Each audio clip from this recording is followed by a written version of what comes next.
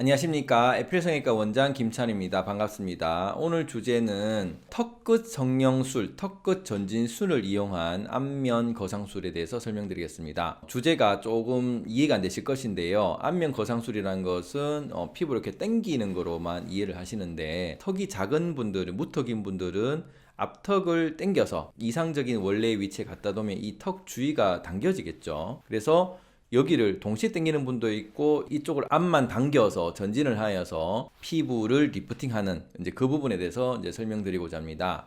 많은 분들 중에 입을 벌리고 자는 분들, 그리고 코를 고는 이런 분들이나 수면 무호흡 있는 분들이 상당히 무턱인 분들이 많습니다. 무턱이란 것은 이제 턱이 뒤로 빠져 있다, 턱이 작다, 이런 얘기들이 되겠죠. 이런 턱이 작은 분들은 이제 기도도 좁고, 다른 분들에 비해서는 이 아래턱 부분이가 뼈가 약하다 보니까 빨리 처지는 경우가 많게 됩니다. 그래서 나이 드신 분 중에 코골이를 앓고 계신 분들이라든지 무턱인 분들은 목 쪽에 처진 부분을 해결하려고 많이 합니다. 그러면은 목 거상술에 대해서 좀 관심이 많으신데요. 우리가 상담을 해보면 이 목 거상술을 상담하러 오신 분 상당수 중에 턱이 작은 분들이 많습니다. 근데 50세, 60세 넘은 분들이 사실 얼굴뼈의 변화를 바꾸려고는 잘 생각을 하진 않죠. 단지 그냥 목주름이 생겼다, 턱살이 처졌다, 이런 부분만 해결하려고 많이 하는데, 조금만 생각을 바꾸시면 훨씬 더 간단하고 빠르게, 그리고 모양도 바꾸면서 입이 나와 보이고 턱이 뭉툭해 보이는 이런 여러 가지 일석사조 효과를 동시에 볼 수 있기 때문에 한번 생각해 보시면 어떨까 하는 생각이 듭니다. 첫 번째, 이 턱끝 성형술은 뼈 수술입니다. 그래서 뼈 수술이라서 나이가 좀 드신 분들은 좀 부담스러워 하실 수가 있는데요. 이런 경우에 예를 들어서 이 환자분 사진을 보셨을 때 턱에 주름이 많다고 보입니다. 특히 입가 쪽에 주름이 많은데요.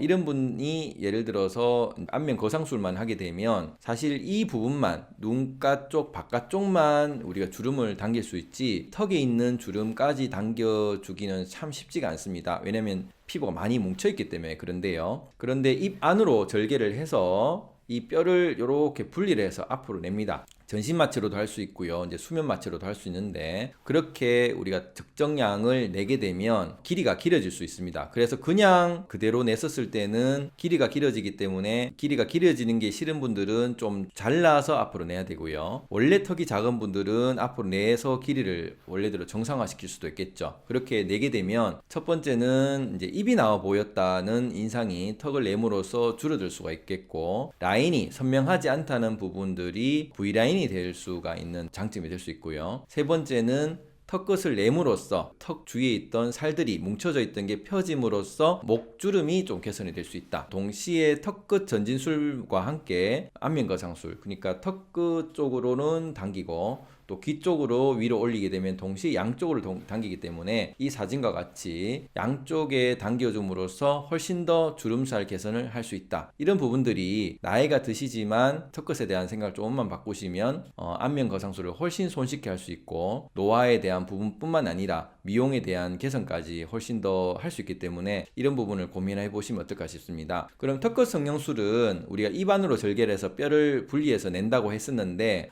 시술 시간은 약 30분 정도 걸립니다. 안면 거상술이 제가 하는 경우에 한 40분 정도에서 1시간 20분 정도 걸린다면, 턱끝 수술은 그것의 반도 되지 않는 30분이면 끝날 정도로, 단순히 뼈 수술이라고 무서워하실 필요는 없고, 수술 시간으로선 훨씬 짧은 수술 시간이기 때문에 오히려 뼈라는 단단한 고체를 내므로써 피부를 훨씬 더 잘 당길 수가 있다. 피부를 당기는 것보다는 뼈를 밀어서 턱끝을 내는 것이 훨씬 강력한 이제 주름살 수술이 될 수 있다. 이런 이제 생각을 해보시면 어떨까 싶습니다. 그러면 어떤 부분들이 부작용으로 생각할 수 있냐면, 첫 번째는 고혈압이 있으신 분들은 출혈을 걱정을 해서 혈압을 미리 떨어뜨리고 수술을 해야 될 것이고요. 그렇다고 아스피린을 먹고 계신 분들은 아스피린을 끊으셔야 됩니다. 두 번째는 이제 감각이 지금보다는 조금 떨어질 수가 있습니다. 왜냐하면은 신경이나 이런 부분의 전체 모든 조직들이 앞으로 당겨지기 때문에. 그렇죠. 그렇지만 잠을 잘 주무시고 어느 정도 시간이 지나면 되면 어느 정도까지는 회복이 되는 게 일반적이다 라고 이해하시면 되겠죠. 그리고 세 번째는 염증이 생길 수가 있는데요. 이 턱끝을 전진해서 염증이 생기는 경우는 단 것을 좋아하는 분들, 탄수화물을 좋아하는 분들, 아니면 몸이 좀 많이 약하신 분들, 아니면 만성 알러지, 비염이나 장염, 피부염, 질염 등 만성 알러지가 있는 분들이 염증이 더 생길 수 있기 때문에 이런 부분들이 있다면 미리 교정을 해놓고 하시면 좋겠죠. 그런 교정을 위해서는 지금 영상인 만성 림프 오염 증후군의 치료 방법을 한번 읽어보시면 좀 좋지 않겠나 싶습니다. 오늘 어떠셨습니까? 턱끝 성형술은 젊은 분들만 하는 그런 뼈 성형술이 아니라 나이가 드신 분들도 무턱인 분들이 안면 거상술을 대체하기 위한 좋은 방법 중에 하나고, 내가 입이 나와서 평생 한이 되었던 분들, 그리고 무턱이라서 항상 주름이 많이 졌던 분들은 언제든지 한번 생각을 해보셔서 관심이 있으시다면 무턱을 하시는 병원에 상담해 보시면 어떨까 싶습니다. 감사합니다.